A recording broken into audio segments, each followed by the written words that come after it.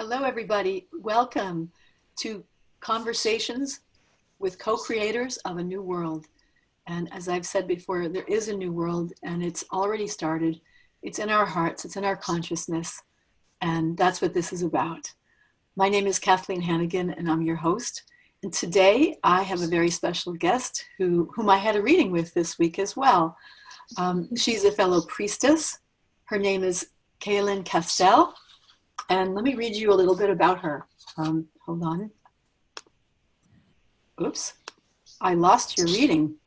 Uh-oh. No, I didn't. It's right here. I didn't print it out. I kept it on the computer because my housemate was giving a massage in the room with the printer. So anyway, we improv as we need to. Cayelin is the co-founder of the Shamanic Astrology Mystery School. And she co-wrote the first edition of the Shamanic Astrology Handbook in 1993, which was updated in 2002 and again in 2012 and 2014 because things keep evolving. In 2014, Cayelin also co-founded and co-created the Venus Alchemy Initiatory Online Class Series. In 1995, Cayelin was initiated in the priestess process and is a divine creation high priestess in the lineage of Nicole Christine. I am as well. We share that. Inspired by her priestess work, she has been coaching clients to ceremoniously engage the transformation Venus cycles for over 20 years and writing the Celestial Timings Astronomy and Astrology e-zine since 1996. Cayelin has facilitated live events, teleseminars, and webinars. She's been a guest on several radio shows, online summits, podcasts, and Google Hangouts. She's also available for personal sessions, and she'll tell you exactly how to get a hold of her at the end of this interview. So welcome, Cayelin. Isn't it amazing to hear all about yourself? Oh my gosh. And thank you so much. I'm so happy to be part of Conscious Co-Creators because that's what I've been just really energizing for many, many years, as you probably can imagine, doing the priestess work, but also shamanic astrology work as well. I mean, you've been doing this, you are like, this has been before people really understood the power of all of that. And so having you as a guest is a real treat. I decided I'm going to read a little snippet from my book that has to do with initiation before we do the interview. And this, you know, I mean, in the book really, which is called Love Seed, the Template for Birthing a New World, I went through a really intense and very difficult initiation process, which I am quite certain, and I felt it when I was initiated as a priestess, was activated then. And in a sense, I kind of said, oh, it's so awesome to be initiated. Oh my God, what have I done?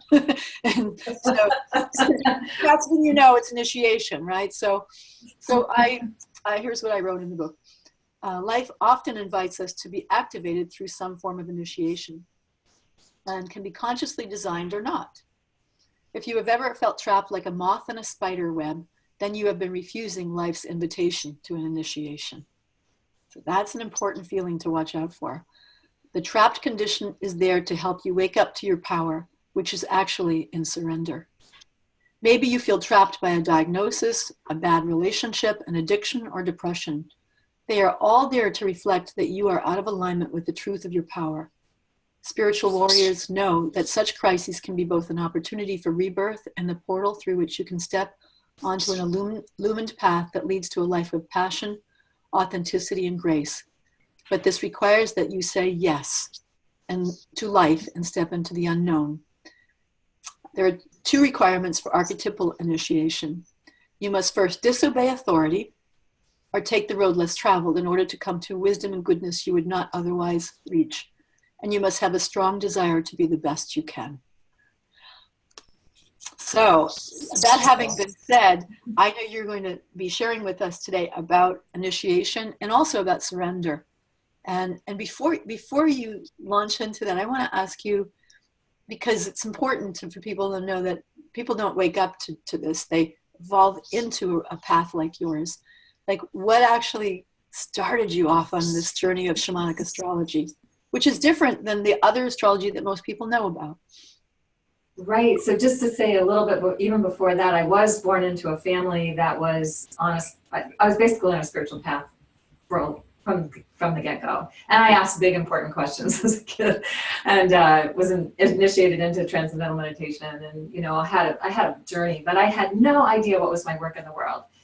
And was often jealous of people, especially when I was graduating from high school, who were like, "Oh, I'm going to go do this, and I'm going to get my degree in that," or I'm, whatever. And I was just like, I have no idea what I'm going to do. And on a fateful day, Mother's Day weekend in 1990, I got a phone call from Daniel DeMario, who founded the Shamanic Astrology System, and he invited me to come to a talk of his. I happened to be 9 months pregnant with my youngest son. I have 4 children at the time, and I was newly married to my second husband, and he said, go, I'll watch the kids. My twins were 5 and my oldest was 7 at the time, or almost 7 at the time. So it was a big deal. And I went, and when I heard him speak, and I'd always thought astrology was interesting but complicated. So I knew a little bit, very little about it. I knew my chart because I had a boyfriend who was an astrologer and made me memorize it, but I didn't know what any of it meant. And so when I listened to what Daniel was saying, I was so captivated. And I was like, oh my God, I have to know this. And I was about to have a baby, so I didn't know how I was going to learn it or anything. What a time! What a time! What a moment! So I got a reading from Daniel the next day and was even more convinced. And then, over the next 3 years, he would come to town and stay with us, and I helped him a lot with different things. And then I wound up co-writing the book. Actually wrote the book for him, because he'd been talking about this book and I never saw a book, and that was sort of like a led thing as well. And I never thought I would actually be an astrologer. I never thought I would actually co-found a school and do all the things I've done. I never thought that was going to be what was happening. I just kept following sort of the little breadcrumbs that were on my path, and suddenly one day I realized this is what I was doing. After a few years, I'm like, oh, I guess this is who I am and what I'm doing. And this work is so life-changing and so transformative. It changed my life, and I saw it change other people's lives. And I just got more and more excited about it. And that is so, I've asked many of the speakers, and that following the breadcrumbs and saying yes. Yes. It's like, it's like, it's a little, it's like disobeying authority. And when I said that, I didn't mean like outright that way. I mean, like going against, like, well, it makes a lot of sense to get into IT right now. Like the authorities tell you get into IT, but many of us, when we find our true calling, we're not listening to what, like, it's good to get into, it's something more. And it has to do with the heart and the soul, and so that's beautiful. And I hope so many women who are mothers, because I didn't even go back and get my master's until I was in my 30s and had 3 children too. Be patient. Just keep doing your work. In the meantime, get some readings. Like you follow breadcrumbs, because you don't have to know everything in your 20s. You can't. You can't. So. And I really didn't come to this path until I was 34, and it was a slow process because I had 4 kids, a brand new baby, and twins that were 5 when he was born, and an almost 7-year-old, or almost 8-year-old, I guess, when he was born. So it was a slow journey. It didn't happen overnight. It took time, and I had to learn it, and I had to learn it while I was also being a busy mom. So I practiced this thing where I would just, if I only had 15 minutes to read something or to energize something, I just did that. But then, you look back over a few years and you're like, wow, I've accomplished a lot. A lot of 15 minutes, right? Right, a lot of 15 minutes, yeah. So it's a great co-creative practice to do if you're busy with something else. So if your heart's calling is not what you're doing, necessarily, that was totally my heart's calling to be a mom to my kids, and I was pretty much a full-time mom at that time, but I started to develop this other thing, especially as they got older and they didn't need me quite so much. And it just took the time it took. And sometimes people are working another job and trying to create something else and at the same time, and my hat is off to those people, because it's not easy to do that. Yes. And really, this new world that we're co-creating, we're more aligned in our work with what with our hearts and our souls really want, and it's so important to follow that piece. Yes. So you and I both know about initiation, and kind of in a way, becoming a priestess kind of kicks your butt. Because you take a vow, and the vow is really, in our case, the lineage that of Nicole Christine is about the new world and about bringing in something new. And so whatever in you that doesn't fit the new needs to leave. And so speak to this initiation business. It's a big deal. I remember Nicole saying that because we set intentions for our priestess process, for our initiation into the process, and she would say everything not in alignment with that intention will come up to get cleared. We don't know until we really consciously go through something like that how true that is, and everything in the way, everything that is not of that must be transformed. And sometimes it's easier than others. Sometimes I've described it as having my life being burned to the ground. So everything that I thought was who I was and how I was in the world no longer looked like any of that. And I'm sure you've had that experience as well. The ego does. So, and on the other side of it, it's magical. It's amazing. You feel empowered. You're so glad that you finally surrendered to all of it and let it go. Sometimes it takes a while to get to that surrender place, to just allow it to be what it needs to be. Yeah. Do you think that some people, I see that there's a difference, but first of all, let me say it. Okay. I was going to ask you the question, but I know the answer to this, and I have a bigger question for you. I see that people have different capacities to surrender. Okay. And it's really significant. So much so that I work a lot with couples, so there could be an affair, and it can be a gateway to a much more beautiful relationship for one couple, and it can be hell on earth forever for another couple, where a person can't surrender their pain or forgive. What, astrologically, in the ways that you understand, what are the influences there that allow that to be easier or harder?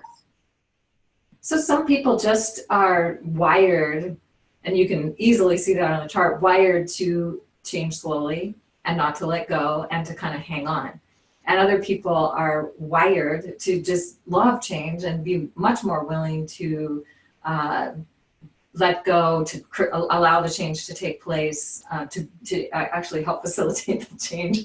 There's different ways that can manifest. So you can definitely see that on the chart. But I also do think that as we grow older, as we go through initiation cycles in our life where we finally are, the events just become so bad we have no choice but to let go or to surrender, or die. Really, right? It's like, I can keep fighting this, or I can just finally surrender to it and say, okay, fine, this is how it's going to be, and allow the magic to happen from there, because it does. But once you've gone through that and really see that experience, it gets easier each time. Learn the lesson. Yeah, if you've learned that lesson, that okay on the other side. And some people don't. They don't learn it. And I've seen, I see young people, and maybe it's the rate of change that is so quick into that they're more able to let go quickly than a lot of people our age. Because we were conditioned differently. Yes, I think in our culture now, the kids growing up, and at least I know for me, I really supported my kids in recognizing that change is good, and they're really good about flowing with change. Yeah. They resist it, whereas I did, but that was part of my conditioning. Yeah, exactly. Yeah, some of us have that phoenix archetype where we do burn down and reinvent ourselves quite often, and that's been a part of my path, and I'm hoping to build more now and not burn down, but I've said yes, so whatever it is, so that's really interesting, and so another question I think would be really useful for listeners to understand is the difference between shamanic astrology and regular astrology, the astrology that most people know when they get their horoscope and all that kind of thing. Yes. Yeah. So there's some very big differences.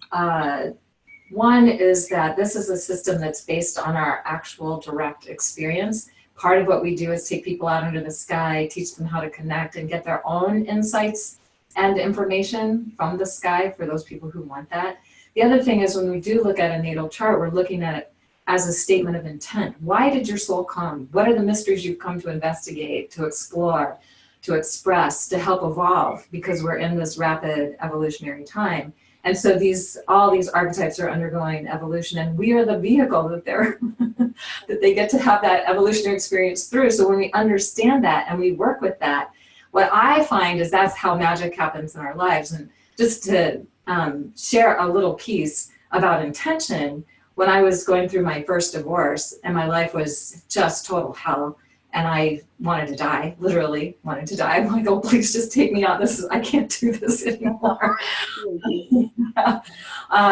I read this book by Lynn Andrews called Medicine Woman, and she was having all these amazing synchronistic experiences. And I'm like, I want that. I want to live a magical life. I made that intention. Of course, then that meant everything in my life that wasn't magical had to go away. Yeah. So, and then I met Daniel. I got involved in shamanic astrology, and as I understood what my intent, my soul's intent, that why I came into this life, what that was all about, and started working with that more consciously, the sense of magic that was in my life just increased exponentially. Amazing. It just continues to do that. And so I think that that is one of the gifts of shamanic astrology. It helps us to understand why we're here, and when we're aligned with that, then the synchronicities and the magic and, of course, everything not in alignment with that will have to get cleared out of the way, of course, and sometimes that's not easy. But when we have the understanding, and there's certain initiation cycles, so we also look at the timing that a person's in. If you're in a Pluto cycle, a Saturn cycle, a Jupiter cycle, a Uranus cycle, a Neptune cycle, those are all initiations that take us into another dimension of ourselves and another understanding of ourselves that help us to evolve and to grow and to be more fully aligned with why we're here, and sometimes easier than others. Yeah. And I know that, a lot of people know about like the first Saturn return, second Saturn, like those are the more common initiation cycles that people go through. Is there one that you see the more challenging, or is it just unique to each person's life depending on what they've already done, Yes. And so I think that's a great question, because there really are three things that come into play. One is the culture we're born into, or the like the family situation, what's the religious background, what's our training, our conditioning, all of that. So that does come into play and affects how we experience our intent, our soul's purpose, why we're here, or not. Because sometimes people are really off track with that. And I have had this experience many times where I do a shamanic astrology reading for someone, and they hear what their intent is, and they're like, oh, thank you for saying that. Because, sorry, thought I turned that off. Nice bell. So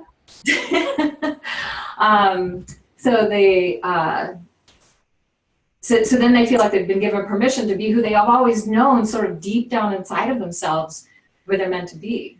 Yeah. And often that's why they're seeking a session, because they just know it's not right? Yeah. So it gives them permission. And also then certain cycles people go through, some people are more sensitive to some kinds of cycles than other kinds of cycles. Oftentimes Pluto and Saturn cycles are considered the most difficult, but I've been through both that have been easy, and I've been through both that have been hell, that were really difficult. So a lot of that just depends on what part of the chart it's hitting, how misaligned I might be with that intent, and what it takes to get me back on track.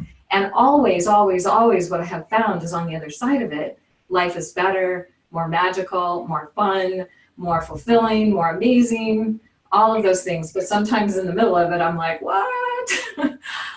How could I be in this situation now? It's like, I thought I've been doing everything right. I thought I'd been, living according to what I had been taught, or whatever that was, and then it wasn't working. So this information is so helpful. That dismantles the belief, like that I had to do this to be okay. Right.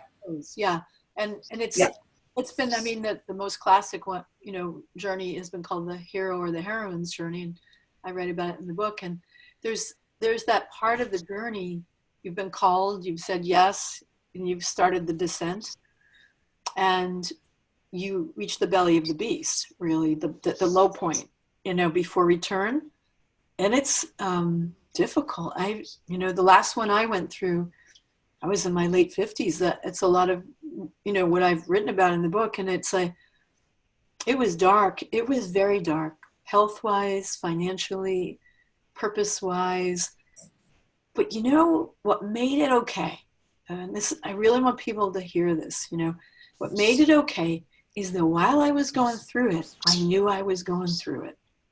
And I knew that point wasn't the end point. And that in the sense, we come back with gifts, we come back with an elixir, something like magical that we didn't have before, that we needed the descent to have. And if people could just remember that, because it looks just like and feels like a dark depression. And, as you know. Yes. And that sometimes that's exactly what's needed in order to get us where we're going. So if we can remember that, it's not a punishment, it's an opportunity. Sometimes in the places of the greatest challenge, we find the greatest opportunity. Yeah. And I know that when people are in it, like if somebody would have said that to me in certain cycles I've been through before I knew this information, I might have been mad. Yeah, I have been pissed off. It's like, I don't want to hear that, or that's like, spiritual mumbo jumbo. Right. I did that to a really good friend at one point. She was fine. She knew where I was, but this time I didn't. I went through, and that is the, had I been younger and gone through that, I might not have made it. So, right. It was, and there's perfect divine timing in all things. I get it. But, and the other thing is that, as priestesses, we know, we understand we're very steeped in the mysteries and the need and the necessity of descent. And our culture is not a descent culture. No, it is not. It is a quick fix, avoidant, feel good culture, and descent often looks like it's mess, like a depression, or addiction, or divorces. I mean, but descents are resisted. They're not welcome. There's like something wrong. Gosh, I mean, what could you say about that to help people change that old view? Around descent? Yes, thank you. So there are cultures that have based their mythology around the descent. So we can talk about that a little bit too. The story of Inanna, or Ishtar, is her as a queen of heaven, the star Venus, literally choosing to make the descent into the underworld, to die to everything that she thinks she is, so she can be reborn to who she really is. And when we understand that journey and we choose to go through it, and that's really her story. She chooses it. She's not abducted like in the later stories of Persephone, and Hades abducts her and takes her into the underworld against her will. This is ideally, if we lived in a culture that understood the power of the descent initiation, we would set up our timing so that we would allow and honor that process to happen. And I think it is changing. I think we are getting to that more and more, at least in the groups and the circles I hang out in. I see it too. I see, particularly with women, saying, I've lightened my load. I went part-time. I need this time.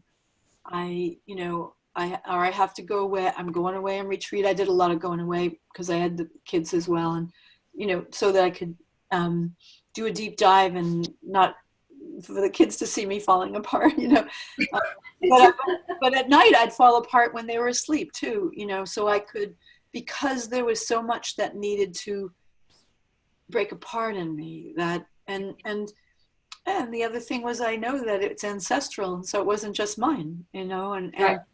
and I'm bringing up something really, really important, because the other thing we're conditioned, I think, at least in our generation and maybe some of the generations that have followed, and definitely my parents' generation, I could see this happening too, is that you're not to feel. And really in the descent process, you must feel what you feel. You must allow yourself the anger, the rage, the grief, the hurt, the pain, the sorrow, all of that, to find movement to get out of your body. Otherwise it's just stuck in there.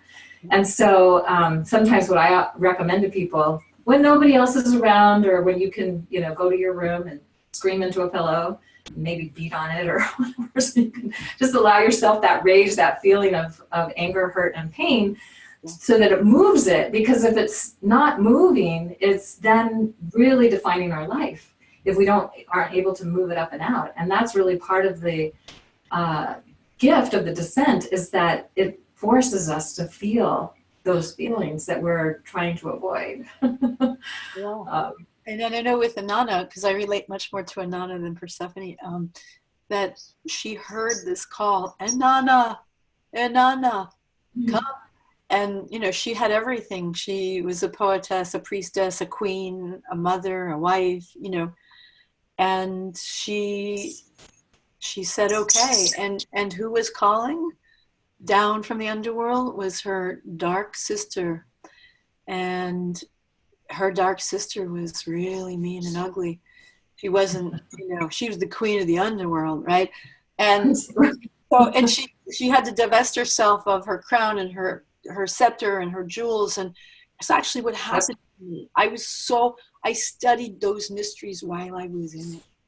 Like that was so like a part of it. And I said, who is my dark sister? Well, I'll tell you, my dark sister was terror. And I had not faced her. I had lived a brave life where I had, since I was 4, my fear had gone underground through a trauma, and I could not be whole until I faced it. And I would not be writing this book or doing these conversations or anything, because I would have been still too afraid. Yeah. And I really want to hear everybody know I am 66. It took this long. All right. So no, it doesn't have to take that long for all of you. Right. Well, those of us in our 60s, I'm 62, so I'm a little bit younger than you, but that I had to face my fear. One of my fears was speaking. Doing readings, when I first started doing readings for people, I was absolutely terrified all the time. My heart pounding, like, oh my God. And then if I was standing in front of a group of people, when I started my priestess process, I was in a constant panic when we would do our group check-in and that kind of thing, because I had to speak in front of people. And I just realized that I had to keep facing that fear. And it took several years to get to the place where I could calm that down and not, and I can still have a little bit of nervousness, nothing. It's like, I can do it now, but I couldn't. That nervousness is the edge you need, because I heard. Yes, exactly. I heard Lucille Ball say if she wasn't a little nervous, it wasn't going to be a good show. Right. Yeah. So that's easy. That I can deal with that. But the sheer terror of feeling that I was going to die, literally, because my adrenaline was so high. It was like fight, flight. I needed to flee from that situation as quick as I could. Yeah. And so one of the things I made a commitment to was to say yes to every time I was asked to speak.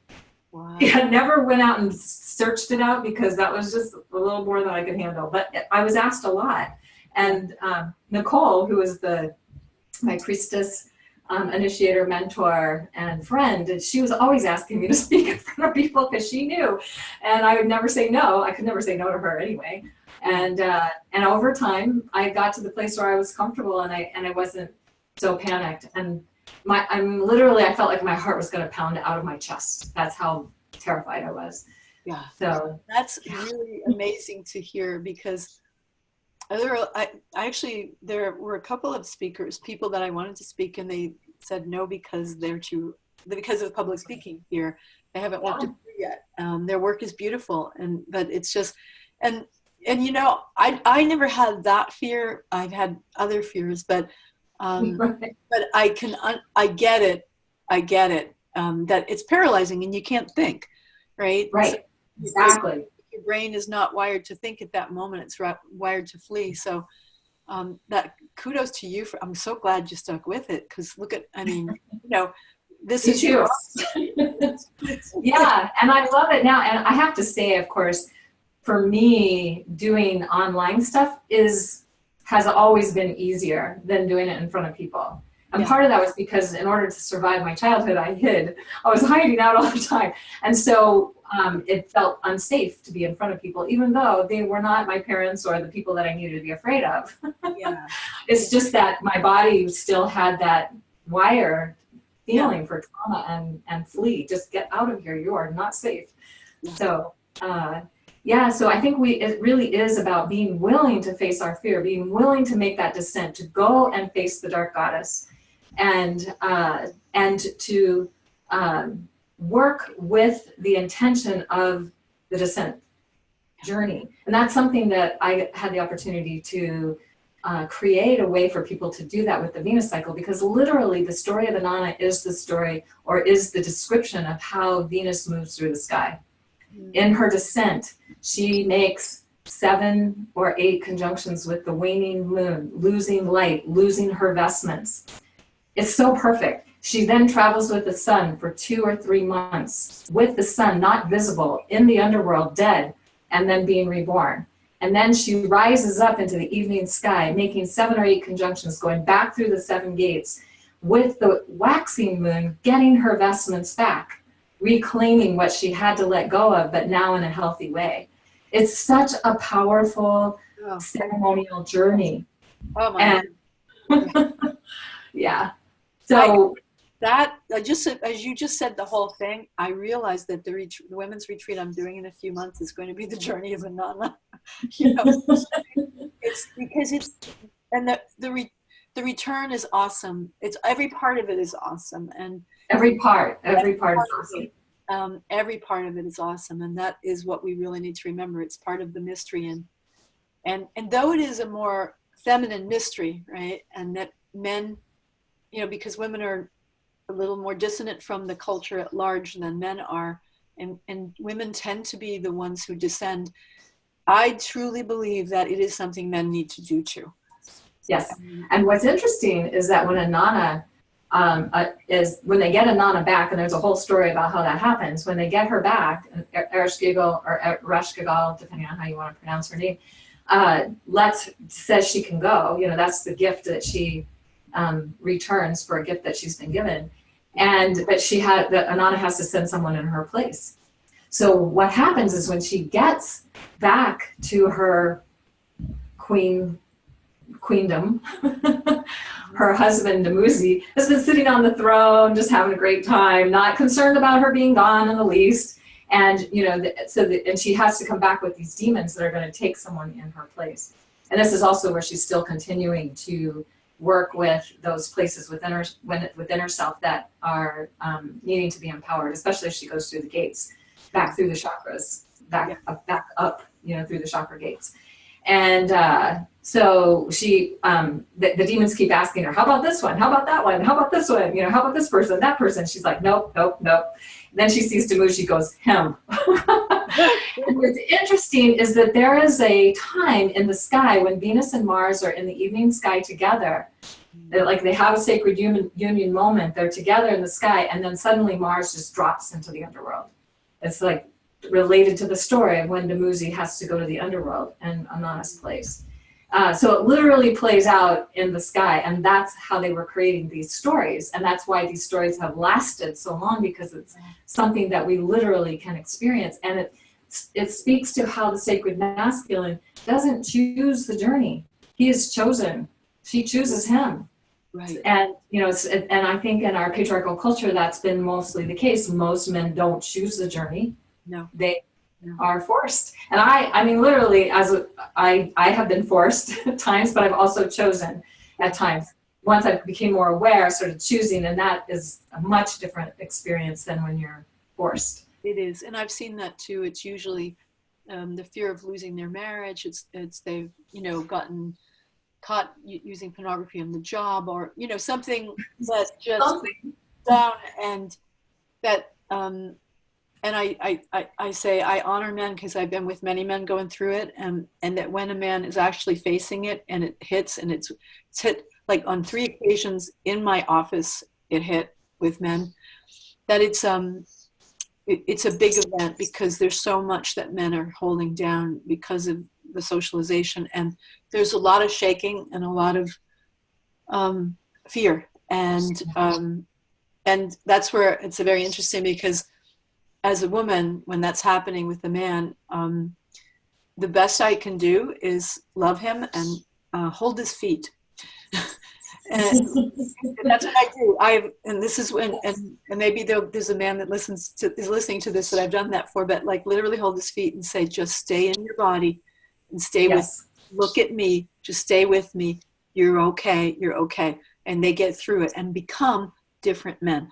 And, and I feel that's a great honor when I have that happen. It doesn't always happen that way. It could be more gradual, but that's what we need, is men, initiated men. And and they've gone into their feminine self, their feeling nature. They've gone down into it. And a man who's done that couldn't be cruel to a woman anymore. She couldn't do what we've seen happening anymore. You know, so I want to say that to men. You know, they're. I mean, we talk a lot about women in these things. Not only I have many men who are speakers, but we need you to descend and come and return. Yes. And return empowered. Descending through that place of surrender and going through that death, dying to who you think you are, so you can be reborn to who you really are. Because we all, and I mean, I've been through this many times. I'm always dying again to who I thought I was in that moment, right? And then seeing a new part of me come forth as a result. So we're always going through that process. And, you know, when we look at the Venus cycle, it takes her 19 months to go through the whole initiation. And then she starts it all over again in another 19 months, right? So that journey is continual. And there are 5 journeys of Venus every 8 years. So every 8 years, we all go through a Venus return, meaning it returns near the birthday, but it's also the cycle we were born into. And that's a powerful time to choose to do the descent. You can do it at other times too, but you know, that's definitely a really powerful time. And for women, it's really about bringing the next octave of your feminine expression, your feminine identity online. You know, so we're letting go of anything that's in the way of that, so that next highest octave can come forth. And then for men, it's about their connection to the inner feminine. You know, so women have a connection to the inner masculine, men have a connection to the inner feminine. And what, you know, if you're projecting your feminine, what you're supposed to own within yourself as a man around the feminine principle onto a partner or somebody else or women in your life, then you're not whole. And the same thing for women, if they're projecting their masculine piece, you know, the piece they're supposed to own for themselves, and they're not owning it for themselves, then and they're hoping somebody will show up and play that role for them, and they're not whole either. So that's part of the work of shamanic astrology. We call it the inner sacred marriage, the journey to wholeness. Includes really being, you know, continually engaging the sacred marriage process, engaging that part of yourself. Taking them, owning them as our own. Yes, so important. It's the shadow work, and it's so important. That's what descent is. It's the shadow work, you know. Yes. So bringing the shadow to light too. So we bring it to the light of our awareness, so we can transform it. Because, and if we're not aware of it, it's running us, and choosing where we go based on, you know, if you have a fear of speaking, you're never going to speak in front of people unless you face that fear, and it's going to choose where you go. You will just not go there. Yeah, limits you in a big way. Yeah. Well, thank you so much, Cayelin. I want, before we close, you had a little exercise that you could offer viewers, right? Great. Yes. So what I wanted to offer, and many people probably already know this, but it's really the power of invocation and prayer. And what we speak, what we say, what we think. First, what we think, you know, what we feel, what we say and what we do is what creates our reality. So if we want to change that, and if we want to become more conscious co-creators, we can use prayer and invocation. And what I like to do for myself is I just, every morning before I get up out of bed, I just do a prayer. I ask for guides, I ask for help, I ask for assistance, and I make declarations of what it is I want to do. But you can also have written prayers or invocations, and I have two that I want to share. But it's really great to make up your own and what really works for you. And the thing is that if we don't ask, our guides and our archangels and our beings of light and master teachers and power animals and all the things that work with us that we're not always aware of, they can't help us. We have to ask. So this is our way of asking. So the first prayer I want to do is to the grandmothers. One of the things we've been doing in the Venus Alchemy work since 2014 is working with the circle of grandmothers, the wisdom of the grandmothers. And how they're there to help us, and they're in our reality, in our real world, so to speak, but they're also in the other worlds, and we can access them and have them connect with us. So this is the prayer to the grandmothers. Grandmothers, wise and loving ones, you who know the ways of love, the ways of peace, the ways of sustainability and responsible stewardship, the ways of wisdom that keep us in balance and harmony with our Earth Mother, living joyfully with all life. The ways of the rivers, lakes, oceans, the trees, the plants and animals, the ways of all the planets and stars, the ways of the seasons and cycles of birth, growth, death, and rebirth, the ways of light and dark and the gifts that come from each, the ways of duality within great mystery and how to move beyond them, the ways of magic and alchemy, the ways of time and how to create new, nurturing, and sustainable timelines, the ways of inspired action through love, enhancing and nurturing all life, the ways of health and well-being, helping us to be the most effective in joyously living our life purpose in ways that foster strong community, nourishing and supporting everyone to thrive. Sacred grandmothers, guide me with all your wisdom to learn these ways so that I now bring forth the new earth within me, wisely benefiting all life everywhere. Oh, I like that. Yeah, it includes everything, and that's the feeling I have as a grandmother. Yes. It's the feeling I actually have, right? Beautiful. Thank you so much. Wow. Yeah. Yeah, so, and even, some women are grandmothers even if they do not have grandchildren, because they are wise, because they are sought for their wisdom. So how do we honor that part within ourselves that we all really are growing more and more into our grandmother wisdom? So that's a big piece to work with. Now the other invocation I wanted to share is this is the new Venus cycle that's starting on November 1st, 2018, when Venus is rising into the sky as the Libra meta goddess, and she is the relational goddess. Now, Venus is often in traditional astrology seen as having to do with relationship. Yeah. But there are many expressions of the feminine that could care less about relationship. And it's very much about other things. So this is the one archetype of the feminine that does care. And it's about restoring how we have conscious, equal, collaborative, co-creative, cooperative relationships with ourselves first. Of course, we need to do that with ourselves first, and then with each other, and then with a beloved other. So this is the, to just bring her in, because she is going to be with us for the next 19 months. Mm. Oh, radiant and shining relational goddess, including your personal relationships with the magic of kindness and peaceful coexistence with all life. Inspired by your brilliant, harmonious love light, guide us in understanding who we really are through our interaction with others. Help us to discover the gifts that are a part of any healthy, collaborative, conscious relationship.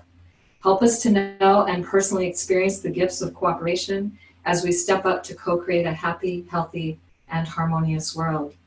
Bless us with your guidance and wisdom in transforming whatever limiting beliefs remain around the challenges of hierarchical relating.